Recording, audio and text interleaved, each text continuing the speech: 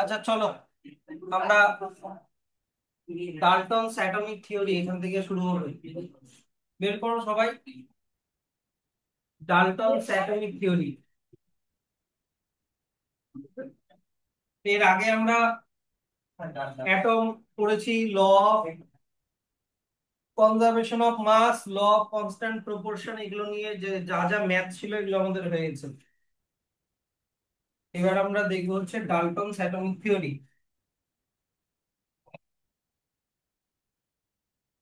এখান থেকে তোমরা কি পড়বা? জন ডাল্টন বলে একজন সায়েন্টিস্ট ছিল। ও হচ্ছে অ্যাটম সম্পর্কে 1888 কিছু থিওরি বলেছিল। জন ডাল্টন একজন সায়েন্টিস্ট, সে অ্যাটম অ্যাটম সম্পর্কে কিছু থিওরি বলেছিল। সেই থিওরির মোটামুটি 7টা পস্টুলেট আছে। এখানে দেখতে পাচ্ছ 1 2 3 4 5 করে 7টা না মোটামুটি 10টা পস্টুলেট আছে। এই 10টা পস্টুলেট হচ্ছে ডাল্টনের অ্যাটমিক থিওরি। তো ডাল্টন অ্যাটম সম্পর্কে কি বলেছিল? যে নাম্বার ওয়ানটা দেখো, all matter is made up of very small particles called atom. ঠিক আছে। 2 নাম্বার যেটা বলেছিল যে atoms can not be divided, অ্যাটমকে আর ভাঙা যায় না, অ্যাটমই হচ্ছে সব থেকে স্মলেস্ট পার্টিকেল। 3 নাম্বার বলেছিল কি atom can neither be created not destroyed, মানে অ্যাটমকে তৈরিও করা যায় না, অ্যাটমকে ধ্বংসও করা যায় না। এটার পাশে লিখে রাখো law of conservation of mass. এটার পাশে লিখে রাখো ল অফ কনজারভেশন অফ মাস।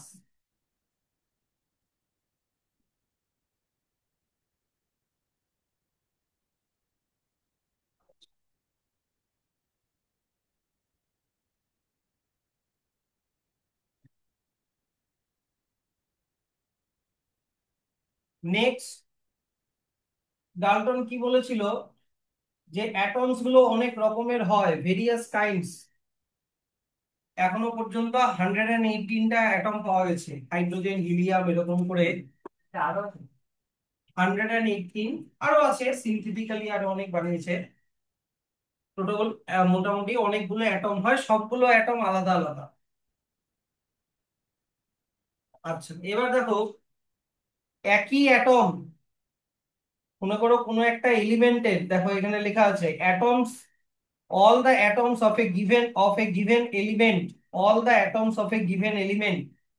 মনে করো আমি বললাম CO2 আর আমি বললাম H2O। এই CO2 এর মধ্যেও অক্সিজেন আছে, আবার H2O এর মধ্যেও অক্সিজেন আছে। তো CO2 এর অক্সিজেন আর H2O এর অক্সিজেন আইডেন্টিক্যাল হবে। মানে অক্সিজেন এলিমেন্টের অ্যাটম সবসময় একই রকম হবে, মানে একটা পার্টিকুলার এলিমেন্টের অ্যাটম আইডেন্টিক্যাল হবে। সেটা তার মাস হোক, মানে ওজন, সাইজ হোক, কেমিক্যাল প্রপার্টি হোক, সব সেম হবে। মানে আমি যদি বলি হাইড্রোজেন এলিমেন্ট, তাহলে হাইড্রোজেন যেখানেই থাকুক না কেন, সবগুলা হাইড্রোজেনেরই অ্যাটমের সেম প্রপার্টি হবে। কিন্তু ডিফারেন্ট এলিমেন্টের অ্যাটমের ডিফারেন্ট প্রপার্টি হবে, তাদের মাস আলাদা হবে, সাইজ আলাদা হবে, কেমিক্যাল প্রপার্টি আলাদা হবে। যেমন আমি যদি বলি হাইড্রোজেন অ্যাটমের মাস সাইজ আলাদা হবে, অক্সিজেন অ্যাটমের মাস সাইজ কেমিক্যাল প্রপার্টি আলাদা হবে।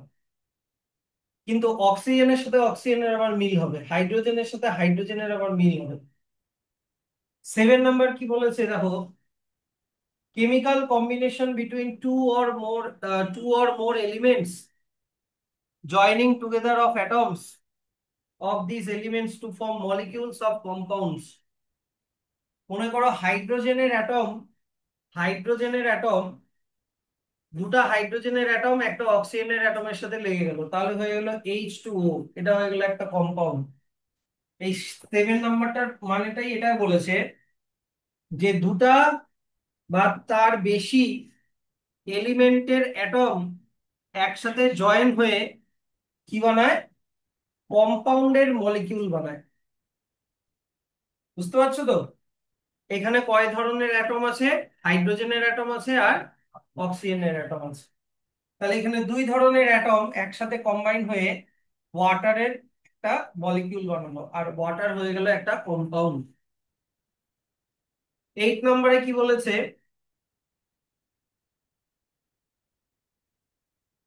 কোনো একটা পার্টিকুলার কম্পাউন্ডের তোমার অ্যাটমের নাম্বার আর অ্যাটমের কাইন্ড ফিক্সড হবে। মনে করো আমি তোমাকে বললাম ওয়াটার, ওয়াটার হলাম আমি আমি বললাম ওয়াটার একটা কম্পাউন্ড। তাহলে এই ওয়াটারের মধ্যে কোন কোন অ্যাটম আছে? হাইড্রোজেন আর অক্সিজেন। তার নাম্বার, হাইড্রোজেন আছে দুটা, অক্সিজেন আছে একটা। আর কাইন্ড মানে হাইড্রোজেন তো হাইড্রোজেন, অক্সিজেন তো অক্সিজেন, এটা সবসময় ফিক্সড। মানে ওয়াটার মানে সবসময় H2O। বুঝতে পারলা? ওয়াটার মানে কখনো HO হবে না, ওয়াটার মানে কখনো HO2 হবে না, ওয়াটার মানে কখনো NH হবে না। বোঝো? নাম নাম্বারও সেম থাকবে। আবার কাইন্ড, কোন অ্যাটম, কোন কাইন্ডের অ্যাটম দিয়ে এই কম্পাউন্ডটা তৈরি হচ্ছে সেই কাইন্ডটাও একই থাকবে, মানে টাইপটা একই থাকবে। এটা হয়ে গেল তোমার কম্পাউন্ড। এর মধ্যে কি কম, এটার পাশে লিখে রাখো law of constant proportion. Law of constant proportion.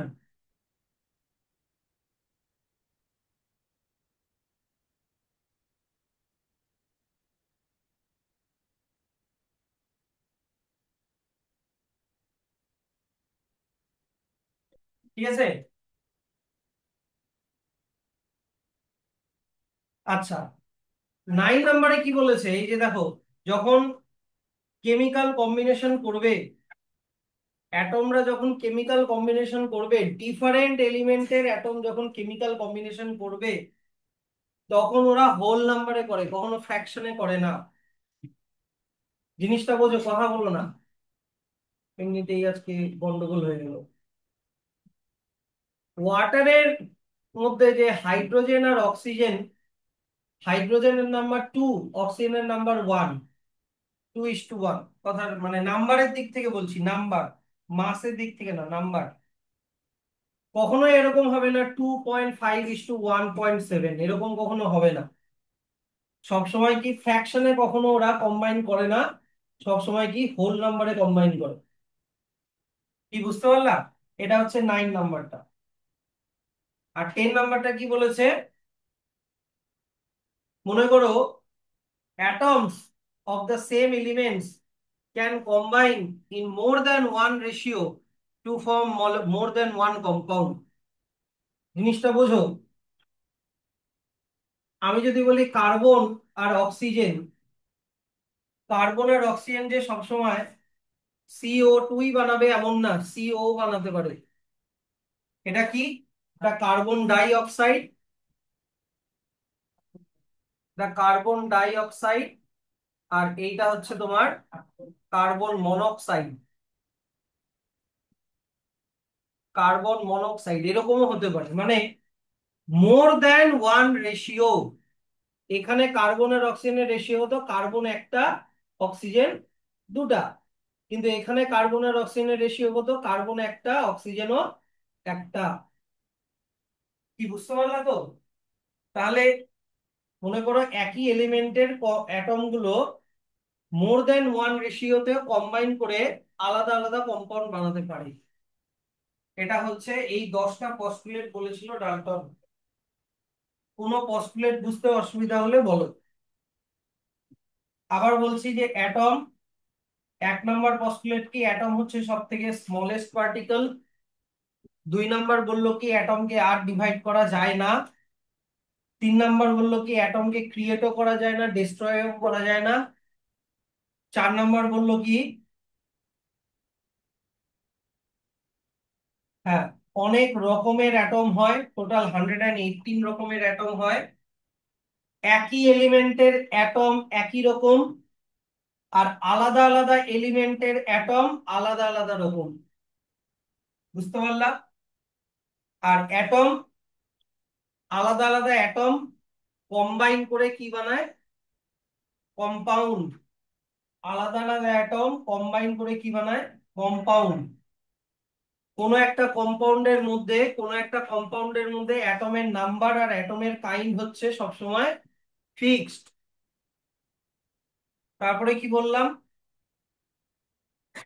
Compound বানানোর সময় অ্যাটম গুলো হোল নাম্বারের রেশিওতে কম্বাইন করে। আর নেক্সট কি বললাম? আলাদা আলাদা অ্যাটম মোর দ্যান ওয়ান রেশিওতেও কম্বাইন করে আলাদা আলাদা কম্পাউন্ড বানাতে পারে। ঠিক আছে, যদি বুঝতে অসুবিধা হয় পরে আবার জিজ্ঞাসা করবে, আমি আবার বলে দেবো। নেক্সট চলে আসো।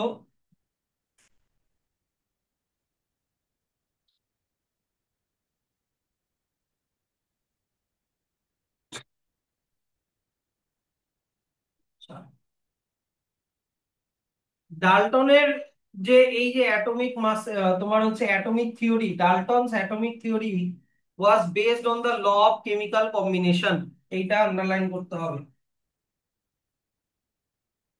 আচ্ছা, যেই দুটো যেই দুটো ইয়ের পাশে তোমরা লিখেছো law of conservation of mass, 3 নাম্বারটার পাশে লিখেছো law of conservation of mass, আর 8 নাম্বারটার পাশে লিখেছো law of constant proportion.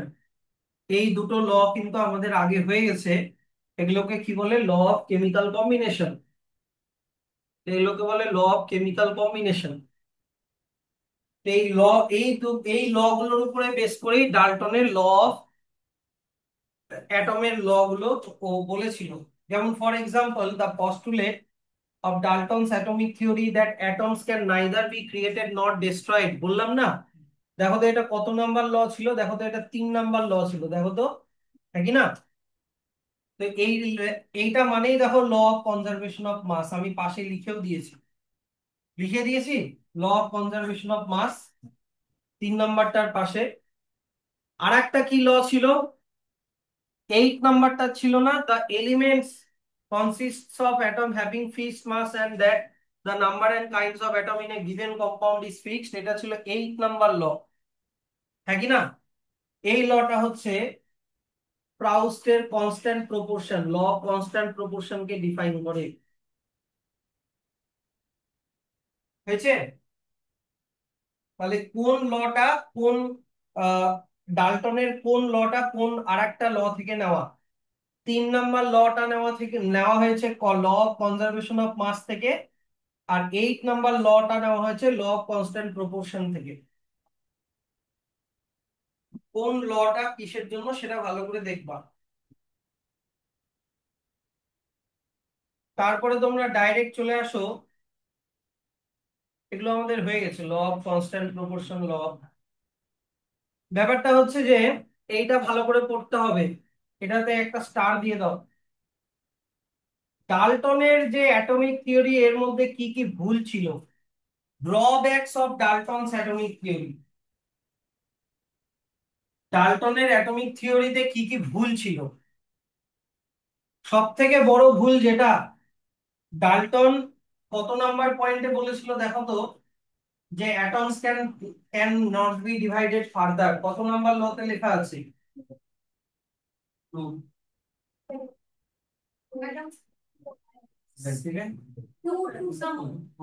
2 number লতে লেখা আছে না, যে অ্যাটমকে আর ভাঙা যায় না। এই 2 নাম্বার লতে লেখা আছে কি না, অ্যাটমকে আর ভাঙা যায় না। কিন্তু পরে সায়েন্টিস্টরা অ্যাটমকে আরো ভেঙেছে। অ্যাটমের মধ্যে কি কি থাকে বলতো? ইলেকট্রন, প্রোটন আর নিউট্রন। তো ডাল্টনের ওই 2 নাম্বার ল যেটা বলেছিল যে অ্যাটমকে ফার্দার আর ভাঙা যায় না, এটা হচ্ছে 1 নাম্বার ড্রব্যাক। যে না, অ্যাটমকে আরো ভাঙা যায়, ইলেকট্রন, প্রোটন আর নিউট্রন। এখন তো আরো অনেক কিছু বেড়ে গেছে, ইলেকট্রন, প্রোটন, নিউট্রন ছাড়াও আরো অনেক কিছু বেড়ে গেছে, অনেক অনেক কিছু। 2 নাম্বার যেটা বলেছিল, 2 নাম্বার যেটা বলেছিল যে এইদিকে দেখো, আমার কথাটা বোঝো। ডাল্টনের অ্যাটমিক থিওরিতে বলেছিল যে একটা পার্টিকুলার এলিমেন্টের অ্যাটম এর সেম মাস হবে, কিন্তু পরবর্তীতে দেখা গেছে একটা অ্যাটমের অনেক রকমের মাস হতে পারে। তোমাদের এই চ্যাপ্টারেরই লাস্টের দিকে আছে হাইড্রোজেনের মাস 1ও হতে পারে, হাইড্রোজেনের মাস 2ও হতে পারে, হাইড্রোজেনেরই মাস আবার 3ও হতে পারে। যেসব, এটা নর্মাল হাইড্রোজেন, এটা নর্মাল হাইড্রোজেন, এটার নাম প্রোটিয়াম। আবার কোনো হাইড্রোজেনের মাস 2 হতে পারে, এটা ডিউটেরিয়াম। আবার কোনো কোনো হাইড্রোজেনের মাস 3 হতে পারে, ওটা ট্রিটিয়াম। হুম, 4 নয়, 4 নয়, 4 হয় না। ডাল্টনের কত নাম্বার থিওরিতে বলা আছে, আমাকে বলো ডাল্টনের কত নাম্বার থিওরিতে বলা আছে যে একই এলিমেন্টের অ্যাটমের মাস সব সময় সেম হয়, কত নাম্বার থিওরিতে বলা আছে? এখনই পড়ালাম। 5 নম্বরে বলা আছে, দেখো দেখো, বলা আছে না যে the mass of atoms of same elements are same। তার মানে আমি যদি বলি হাইড্রোজেন, তাহলে সব হাইড্রোজেনের অ্যাটমেরই ওজন সেম সেম হওয়া উচিত। কিন্তু পরে সায়েন্টিস্টরা দেখলো কি যে না, কোনো কোনো হাইড্রোজেনের ওজন আলাদাও হতে পারে, একটু ভারী ওজনেরও হাইড্রোজেন হয়। এদেরকে বলে আইসোটোপ। এই পাশে লিখে রাখতে পারো, 2 নম্বরের পাশে লিখে রাখতে পারো, এই আমি যেরকম লিখে রেখেছি আইসোটোপ বলে এদেরকে। আইএসওটিওপি, 2 নম্বরের পাশে আইসোটোপ বলে এদেরকে। আর আইসোটোপ তোমরা পড়বা, তোমাদের এই চ্যাপ্টারেরই লাস্টের দিকে আছে। হয়েছে? না বুঝতে পারলে বলবা কিন্তু, আমাকে কিন্তু ক্লাস 10 যেরকম খুব জিজ্ঞাসা করে যে স্যার এটা বুঝলাম না, আবার বুঝাও। তারপরে 3 নম্বর দেখো, দেখো তো তোমরা এর আগেরটা কত নম্বর বললা, 5 নম্বর বললা তাই না? 6 নম্বরে দেখো, ডাল্টন বলেছিল ডিফারেন্ট অ্যাটমের মাস আবার ডিফারেন্ট হয়, হ্যাঁ কি না? ডাল্টন কি বলেছিল যে ডিফারেন্ট এলিমেন্টের অ্যাটমের মাস ডিফারেন্ট হবে। কিন্তু পরবর্তীতে সায়েন্টিস্টরা দেখলো যে ডিফারেন্ট অ্যাটমের মাস একও হতে পারে, সেম হতে পারে। ওদেরকে আবার বলে আইসোবার। ওদেরকে কি বলে? আইসোবার। এর পাশে লিখে রাখো, তাদেরকে বলে আইসোবার। একই অ্যাটম আলাদা ওজন আইসোটোপ, ডিফারেন্ট অ্যাটম একই ওজন আইসোবার। আইসোবারও আমরা পড়বো, আইসোবারও আছে।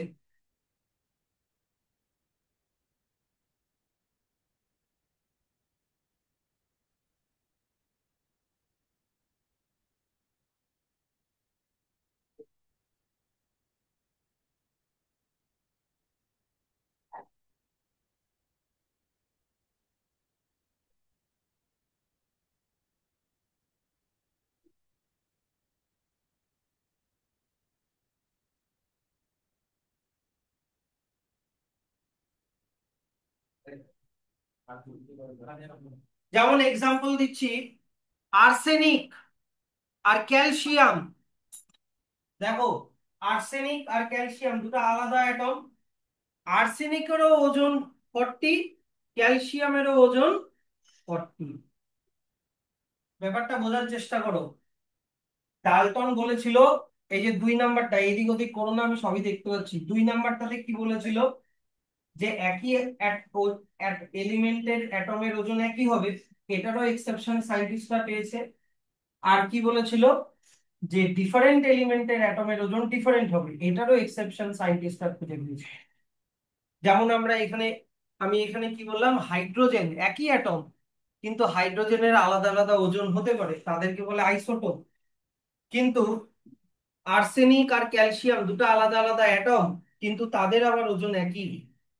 তাহলে এগুলো জিনিস কি, এগুলো ডাল্টনের থিওরির কি ড্রব্যাক, মিলছে না ডাল্টনের থিওরির সাথে। বুঝতে পারছো তো? আচ্ছা, এবার জন ডাল্টন কে ছিল, এটার ওর লাইফটা সম্পর্কে একটু তোমরা নিজেরা পড়ে রাখবা। না, এমনি পড়ে রেখো, জন ডাল্টন কে ছিল, লাইফ হিস্ট্রি।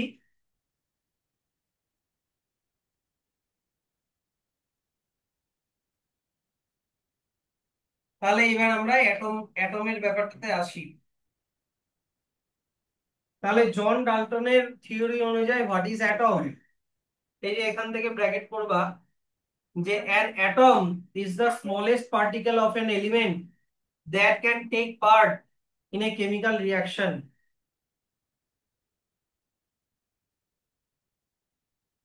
অ্যাটম হচ্ছে একটা এলিমেন্টের সব থেকে স্মলেস্ট পার্টিকেল যেটা কেমিক্যাল রিয়াকশনে টেক পার্ট করে, যে কেমিক্যাল রিয়াকশন করে।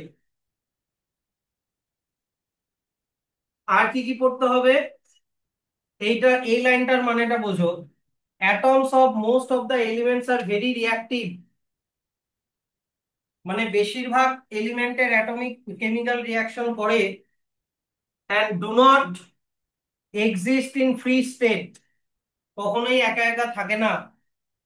they exist in combination with the atoms of the same element, মানে ওরা একই অ্যাটমের সাথে আরেকটা অ্যাটমের সাথে লেগে থাকবে, অথবা অ্যানাদার এলিমেন্টের সাথে লেগে থাকবে, অর অ্যানাদার এলিমেন্ট। লাস্টের এইটুকুনি যেইটুকুনি গ্রিন কালারের আমি হাইলাইট করেছি, ওটার মানে যদি না বুঝতে পারো আবার কথাটা শোনো ভালো করে। atoms of most of the element are very reactive। ধরে নাও আমি বললাম একটা অ্যাটম অক্সিজেনের অ্যাটম, এইদিকে দেখো চিত্রা, আমি কি বললাম, অক্সিজেনের অ্যাটম। তো অক্সিজেনের একটা অ্যাটম কখনো ফ্রি থাকতে পারে না, বুঝলা? আইদার একটা অক্সিজেনের অ্যাটম আর একটা অক্সিজেনের সাথে থাকবে, মানে কি হয়ে গেল O2, অথবা একটা অক্সিজেনের অ্যাটম আরো দুটা হাইড্রোজেনের সাথে থাকবে, তার মানে কি হয়ে গেল H2O। কথাটা বুঝলা? তার কারণ কি বলেছে, atoms of most element are very reactive, ওরা কেমিক্যাল রিঅ্যাকশন করে। ওরা কখনোই কি বলেছে কিভাবে থাকতে পারে না, ফ্রি স্টেটে থাকতে পারে না। আইদার ওরা কিসের সাথে থাকে, সেম এলিমেন্টেরই আরেকটা অ্যাটমের সাথে থাকে, মানে অক্সিজেনের সাথেই থাকছে O2 হয়ে, অথবা অ্যানাদার এলিমেন্টের অ্যাটমের সাথে থাকছে, মনে করো অক্সিজেন হাইড্রোজেনের সাথে থাকছে, কি হয়ে H2O হয়ে। এবার বুঝলা? প্রতিটা লাইন ভালো করে পড়তে হবে, এগুলো অ্যাটমের এখানে টোটাল ডেসক্রিপশনটা দেওয়া আছে। তাহলে একটা অ্যাটম কি স্মলেস্ট পার্টিকেল, কি কি শিখলা আমাকে বলো। একটা অ্যাটম হচ্ছে স্মলেস্ট পার্টিকেল যে কেমিক্যাল রিঅ্যাকশনে টেক পার্ট করে। বেশিরভাগ এলিমেন্টের অ্যাটম খুবই রিঅ্যাক্টিভ হয়, তারা একা একা থাকতে পারে না, তারা আইদার ওরই মতো আরেকটা অ্যাটমের সাথে থাকবে, অথবা অন্য আরেকটা এলিমেন্টের অ্যাটমের সাথে কম্বাইন হয়ে থাকবে। বুঝলা? যদি একই অ্যাটমের সাথে থাকে তাহলে এটা কিসের মলিকিউল হয়ে গেল, এলিমেন্টের মলিকিউল হয়ে গেল। আর যদি আলাদা অ্যাটমের সাথে থাকে তাহলে কিসের মলিকিউল হয়ে গেল, কম্পাউন্ডের মলিকিউল হয়ে গেল। বুঝলা? খালি ছয়টা অ্যাটম আছে, তোমার হিলিয়াম, নিয়ন, আর্গন, ক্রিপ্টন, রেডন আর জেনন। রেডন আর জেনন এই কয়েকটা অ্যাটমই আছে যারা একা একা থাকতে পারে। সেটা কেন থাকতে পারে ওটা পরে শিখবা। বাদ বাকি আর কোনো অ্যাটমই একা একা থাকতে পারে না, আইদার ও আরেকটা ওর মতনই আরেকটা অ্যাটমের সাথে লেগে থাকবে, অথবা অন্য আরেকটা কোনো অ্যাটমের সাথে লেগে। এই ছয়টা অ্যাটম কোনো কেমিক্যাল রিয়াকশন করে না, এরা একা একাই থাকে। এদেরকে বলে হচ্ছে তোমার নোবেল গ্যাস, এদেরকে বলে নোবেল গ্যাস। নেক্সট চলে আসো হচ্ছে অ্যাটমের সাইজ খুবই ছোট হয়, অ্যাটমস আর ভেরি স্মল। যেমন একটা কপারের, ওটা লাগবে না থাক। অ্যাটমের সাইজ যদি রেডিয়াসে মাপো, এই যে দেখো লেখা আছে, এটা মুখস্থ করার দরকার নেই, এমনি জাস্ট মানে না দাগালেও হবে, যে the size of an atom is indicated by its radius which is called atomic radius. আর অ্যাটমিক রেডিয়াসকে মাপা হয় হচ্ছে ন্যানোমিটার দিয়ে। ন্যানোমিটার দিয়ে, ন্যানোমিটার মানে কি, দেখো 1 ন্যানোমিটার মানে 10⁻⁹ মিটার, কথাটা বুঝো। 1 ন্যানোমিটার মানে 10⁻⁹ মিটার। 10⁻⁹ মানে কত, 1, 1, 2, 3, 4, 5, 6, 7, 8, 9। Ones, tens, hundred, thousand, 10,000, 1 lakh, 10 lakh, 1 crore, 10 crore, 100 crore। মানে তুমি 1 মিটারকে, বুঝো, তুমি যদি 1 মিটারকে 100 crore টুকরা করো, তাহলে একটা টুকরা হচ্ছে 1 ন্যানোমিটার। তুমি 1 মিটারকে যদি কত টুকরা করবা, 100 crore যদি টুকরা করো, তাহলে এক একটা টুকরা হচ্ছে 1 ন্যানোমিটার। অ্যাটমের সাইজ তার থেকেও ছোট। বুঝতে পারলা? অ্যাটমের সাইজ তার থেকেও ছোট। যেমন এই লিস্টটা দেখে বুঝতে পারছো, হাইড্রোজেনের অ্যাটমের মানে ইয়ে কত, সাইজ কত, 0.037 ন্যানোমিটার, মানে 1 ন্যানোমিটারের থেকেও ছোট। বোঝো, 1 ন্যানোমিটারের থেকেও ছোট। সবগুলা এখানে কোনো অ্যাটমই দেখতে পাচ্ছ না যে এক এক 1 ন্যানোমিটারও ক্রস করেছে। ওয়ান কোথায়, 0.5ও যায়নি, 0.5ও যায়নি, 0.1 অব্দি গেছে। 0.1 অব্দি গেছে, দেখো কত ছোট হয় অ্যাটম। তাহলে স্যার আমাদেরকে কি অ্যাটমের যে রেডিয়াসের, কোন অ্যাটমের সাইজ কত, এই লিস্টটা কি মুখস্থ করতে হবে? দরকার নাই, এটা মুখস্থ করবা না। তাহলে স্যার অ্যাটমকে দেখার জন্য কি করব? অ্যাটমকে দেখার জন্য আমরা ইউজ করব হচ্ছে, মোস্ট পাওয়ারফুল অপটিক্যাল মাইক্রোস্কোপ, যেটার নাম হচ্ছে scanning tunneling microscope, STM. STM. আর এই এসটিএম দিয়ে অ্যাটমের সত্যিকারের ছবি দেখা যায় না, সত্যিকারের ইমেজ দেখা যায় না। এই এসটিএম দিয়ে দেখা যায়, এদিকে দেখো, আমার এইদিকে দেখো, কম্পিউটার জেনারেটেড ইমেজ তৈরি করে, তাও আবার শুধু surface of the element which shows the individual atoms. এই যে এখানে যে ছবিটা দেখতে পাচ্ছ, এটা মনে মনে হতে পারে যে হ্যাঁ এটা অ্যাটমের সত্যিকারের ছবি, কিন্তু তা না। এটা একটা ভার্চুয়াল ছবি, মানে এগুলা এক এক একটা অ্যাটমের ছবি। এটা একটা অ্যাটম, মানে এটা একটা অ্যাটম, বুঝতে পারছো? এটা আর একটা অ্যাটম, কিন্তু এটা তাও সত্যিকারের ছবি না, এটা হচ্ছে computer generated virtual picture of atom. কি দিয়ে করা হয়েছে এটা? স্ক্যানিং ইলেকট্রন মাইক্রোস্কোপের নিচে এটা করা হয়েছে। মানে ও শুধু স্ক্যান করে অ্যাটম গুলোকে, অ্যাটমের একটা ভার্চুয়াল ইমেজ তৈরি করে কম্পিউটারে দেখানো। ওটা সত্যিকারের ছবি না, এটা সত্যিকারের অ্যাটম না। অ্যাটমকে আজ পর্যন্ত কেউ দেখতে পারেনি। হ্যাঁ, এটা তাও শুধু সারফেস, আমি কি বললাম, শুধুমাত্র কি সারফেস অফ দ্য এলিমেন্ট, মানে অ্যাটম বা এলিমেন্টের শুধু সারফেসটা শুধু দেখাচ্ছে, ভিতরটা তো আজ পর্যন্ত কেউ অ্যাটম দেখতে পারেনি। ঠিক আছে, নেক্সট চলে আসো সিম্বল, অ্যাটমের সিম্বল। তো শুরু শুরুতে অত বেশি অ্যাটম তো, আমার কথাটা মন দিয়ে শোনো, শুরু শুরুতে তো অত বেশি অ্যাটম ডিসকভার হয়নি, কয়েকটাই হয়েছিল। যেমন ধরো হাইড্রোজেন, কার্বন, অক্সিজেন, কয়েকটাই মাত্র হয়েছিল। তো এগুলো হচ্ছে জন ডাল্টন এদেরকে সিম্বলাইজ করার জন্য বিভিন্ন রকমের ছবি আঁকতো। এদিকে যেমন হাইড্রোজেনকে বোঝাতো এই সিম্বলটা দিয়ে, কার্বনকে বোঝাতো এই সিম্বলটা দিয়ে। কিন্তু পরবর্তীতে যখন আরো অনেক অ্যাটম আবিষ্কার হতে থাকলো, 118টা অ্যাটম যখন আবিষ্কার হলো, দেখলো যে এতগুলো সিম্বল তো মনে রাখা যাবে না, তাই কি না? তাহলে তো আলপনা হয়ে যাবে। আমি যে একটা কেমিক্যাল রিয়াকশন আঁকি, ধরো ফটোসিনথেসিস, CO2 + H2O, C6H12O, ওখানে যদি আমি কার্বনকে দেখানোর জন্য এই সিম্বল ইউজ করি, আমরা কার্বন ডাই অক্সাইডকে কিভাবে লিখি, CO2। তো যদি আমরা এই প্রসেস ইউজ করতাম, তাহলে সি হতো এটা, হ্যাঁ কি না? অক্সিজেন কি, অক্সিজেন হতো এটা, এরকম, তাহলে আলপনা হয়ে যেত। তো আর এতগুলো সিম্বল মনে রাখাও কি পসিবল না। সেজন্য সায়েন্টিস্টরা কি করলো, পরবর্তীতে এই যে দেখো, পরবর্তীতে J J Berzelius, J J Berzelius, যে একজন সুইডেনের সায়েন্টিস্ট, ও বললো কি এরকম ছবি না আঁকিয়ে আমরা ফার্স্ট লেটারটাকেই সিম্বল বানিয়ে দিই, ফার্স্ট লেটারটাকেই সিম্বল বানিয়ে দিই। মনে করো বললাম হাইড্রোজেন, হাইড্রোজেনের ফার্স্ট লেটার কি, এইচ, তাহলে এইচ মানে ভাববো হাইড্রোজেন। বুঝলা? ছবি দিয়ে না আঁকিয়ে লেটার দিয়ে সিম্বলাইজ করা হলো। তারপরে অক্সিজেনের ফার্স্ট লেটার কি? ও। তাহলে ক্যাপিটাল ও হলো তোমার অক্সিজেনের সিম্বল। কিন্তু এখানে কিছু প্রবলেম চলে আসলো। প্রবলেমটা কি? প্রবলেমটা হচ্ছে হাইড্রোজেনও এইচ দিয়ে শুরু, হ্যাঁ কি না? হিলিয়ামও এইচ দিয়ে শুরু। তাহলে স্যার যেই সব অ্যাটমের নাম একই লেটার দিয়ে শুরু হচ্ছে তাদের ক্ষেত্রে কি করব? সিম্বল। তো হাইড্রোজেন তো আগেই নাম দেওয়া হয়ে গেছে এইচ। তাহলে হিলিয়ামকে করা হলো কি, ফার্স্ট লেটারটা ক্যাপিটাল এইচ, আর তারপরে সেকেন্ড লেটারটা নেওয়া হলো স্মল এইচ ই।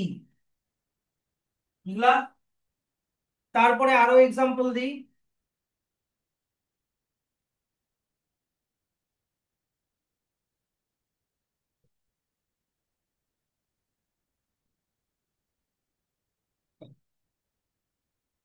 এখানে এখানে যে অ্যাটম গুলোর নাম আমি লিখলাম সবগুলাই দেখো সি দিয়ে শুরু, হ্যাঁ কি না?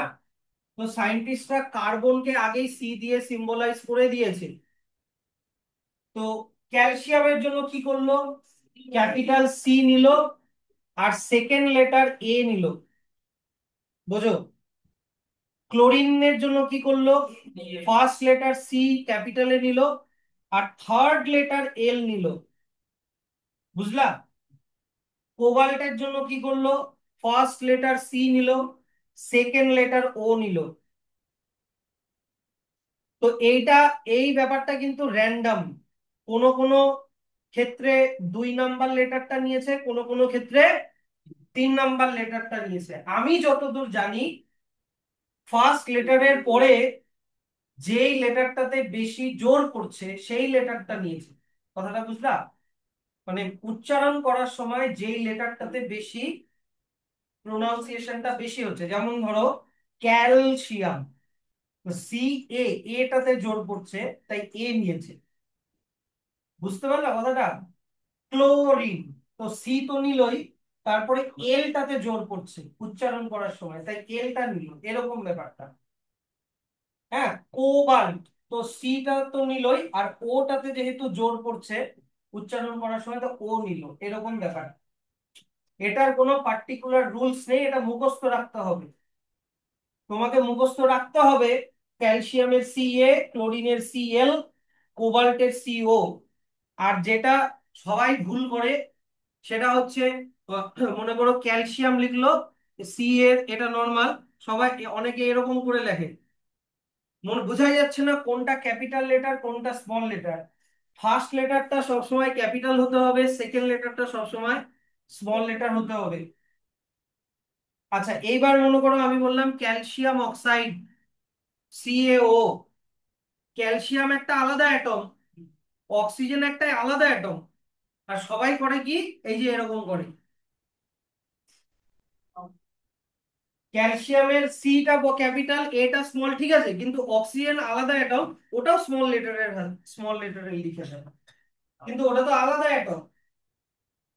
এই জিনিসগুলো মাথায় রাখতে হবে, না হলে কিন্তু কেমিস্ট্রি সারা জীবনই ভুল থেকে যাবে। হুম? না না, এটা ও এর নিচে লিখেছি, মানে 2 নাম্বার লেটারটা নিয়েছি, বুঝলা? এখানে এটা আমি ভুল লিখেছি, এত বড় করে লেখা উচিত হয়নি, এটা লিখতে হতো এরকম করে, সি ও। বুঝলা? কোবাল্ট। আচ্ছা, তাহলে সিম্বল কিভাবে আসলো বুঝতে পারলে তো? তাহলে সিম্বল লেখার ক্ষেত্রে আমরা কি ইউজ করি, এই যে দেখো, এগুলো মুখস্থ করার দরকার নেই, এগুলো মনে রাখতে হবে। The symbol of an element is the first letter and another letter of the English name or Latin name of the element. Example তোমরা নিজেদের মতো করে পড়বা, কিন্তু স্যার কোনো আলাদা আলাদা এলিমেন্টের নাম যদি একই দিয়ে শুরু হয়, একই লেটার দিয়ে শুরু হয়, তাহলে কিভাবে করতে হয় আমি ওটা শিখিয়ে দিলাম। যেমন কার্বন, ক্যালসিয়াম, ক্লোরিন, কপার, হ্যাঁ কি না? তাহলে যেমন কার্বন তো C, calcium C A, chlorine C L, copper C U. Sir কপারের মধ্যে ইউ আবার কোথায়? স্যার কপারের মধ্যে ইউ কোথায়? এখানে ইউ কোথা থেকে আসলো? এইদিকে দেখো, কপারের মধ্যে ইউ তো নাই, তাহলে এখানে সি ইউ কোথা থেকে আসলো? কপারের ল্যাটিন নাম হচ্ছে কিউপ্রাম, কিউপ্রামের মধ্যে ইউ আছে দেখো। তাহলে কোন কোন অ্যাটমের নাম ইংলিশ নাম থেকে নেওয়া হয়েছে, মানে সিম্বল ইংলিশ নাম থেকে নেওয়া হয়েছে, কোন কোন অ্যাটমের সিম্বল ল্যাটিন নাম থেকে নেওয়া হয়েছে। তাহলে ইংলিশ নামের টেবিল এখানে দেওয়া আছে, এটা ইংলিশ নামের টেবিল এখানে দেওয়া আছে, সিম্বল কোন কোন অ্যাটমের সিম্বল ইংলিশ নাম থেকে নেওয়া হয়েছে। আর তোমাকে এবার দেখিয়ে দিচ্ছি কোন কোন অ্যাটমের সিম্বল ল্যাটিন নাম থেকে নেওয়া হয়েছে। ল্যাটিন, ল্যাটিন নাম থেকে নেওয়া হয়েছে কোন কোন অ্যাটমের সিম্বল। এইদিকে দেখো, আমার এদিকে দেখো, বইয়ের মধ্যে কিছু নাই। সোডিয়ামের ল্যাটিন নাম ন্যাট্রিয়াম, তাই এন এ নেওয়া হয়েছে, এন এ। পটাশিয়ামের ল্যাটিন নাম ক্যালিয়াম, তাই কে নেওয়া হয়েছে, কে। আয়রনের ল্যাটিন নাম ফেরাম, তাই এফি। কপারের ল্যাটিন নাম কিউপ্রাম, তাই সিইউ। সিলভারের ল্যাটিন নাম আর্জেন্টাম, তাই এজি। গোল্ডের ল্যাটিন নাম অরাম, তাই এইউ। মার্কিউরির ল্যাটিন নাম হাইড্রারজিয়াম, তাই এইচজি। লিডের ল্যাটিন নাম প্লাম্বাম, তাই পিবি। আর টিনের ল্যাটিন নাম স্ট্যানাম, তাই এসএন। আর ওপরের গুলো তো হচ্ছে তোমার কি বলতো, ইংলিশ নাম। ইংলিশ নাম তো সোজা, ইংলিশ নাম তোমরা নিজেরাই পারবা। কোন কোনটাতে মানে হাইড্রোজেনের ফার্স্ট লেটার এইচ, হিলিয়ামের first and second letter H E, এরকম করে এগুলা মুখস্থ রাখতে হবে।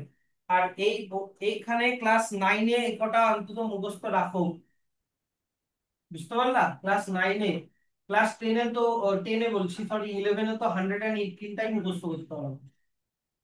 118টা অ্যাটমের সিম্বল, 118 এর অ্যাটমের মাস, তারপরে হচ্ছে মলিকিউলার নাম্বার, সব অ্যাটমিক নাম্বার সবই মুখস্থ করতে হবে, কিছু করার নেই। কেমিস্ট্রি, হ্যাঁ, কেমিস্ট্রি সবসময় স্ট্রং রাখবা।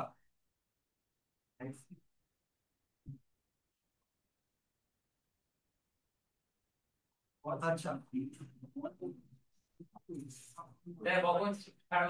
ছেড়ে দিস, ছেড়ে দিস। এক মিনিট, এক মিনিট, এক মিনিট হয়ে গেছে, ছেড়ে দিস। আচ্ছা, দেখো, এই লাইনটা এবার চলে আসো, যে the names and symbol of a newly discovered elements are approved by International Union of Pure and Applied Chemistry, IUPAC. IUPAC বলে একটা অর্গানাইজেশন আছে, এই অর্গানাইজেশনটা ঠিক করে কোন মানে অ্যাটমের বা কোন ইয়ের সিম্বল কি হবে। যদি আজকে তুমি আয়রন ম্যানের মতো নতুন একটা অ্যাটম বানাও, দেখছিলা ওই মুভিটা, যেখানে আয়রন ম্যান নতুন একটা অ্যাটম বানাইছিল চেয়ারে বসে বসে। ফার্স্ট তোমার মোস্ট প্রবাবলি থার্ড পার্টটাতে আছে, আয়রন ম্যান 3 পার্টটাতে আছে, দেখো না? আর আর আর হচ্ছে অ্যাভেঞ্জার্স এন্ড গেমেও আছে, অ্যাভেঞ্জার্স এন্ড গেমেও আয়রন ম্যান একটা নতুন অ্যাটম বানাইছিল। তো ওই এই নতুন কেউ যদি অ্যাটম বানাও তোমরা, তো ওটার নাম আহ, দিয়ে দিলাম। হ্যাঁ, অনেক সময় সায়েন্টিস্টের নাম দিয়েও অ্যাটমের নাম দেওয়া হয়েছে। আমি যদি কোনো আহ, ইয়ে অ্যাটম বানাই, ওটার আমি নাম দেবো বান্টাম।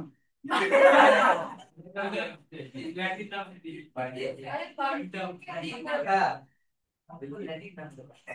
হাইড্রোজিয়াম, ক্যালসিয়াম, আমি নাম দিলাম বান্টাম। কি যদি তাড়াতাড়ি বানায় তাহলে নাম কি দিবে? তাড়াতাড়ি জাম। এত কঠিন নাম কেউ উচ্চারণই করতে পারবে না। ঠিক আছে, থাক এত অব্দি। আজকে আমি খুবই লজ্জিত, আজকে আমার নিজের